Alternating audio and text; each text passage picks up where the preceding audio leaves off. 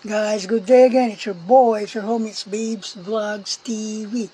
Guys, today let's talk about this Article 59 that is been used as a narrative in the propaganda of Pro Duterte, claiming that the Philippine government, the authorities, particularly the DOJ, has violated the ICC rules, which according to them states that in Article 59 that a person arrested by the custodial state in accordance with an ICC request must be brought promptly before a competent court or judicial authority in that state.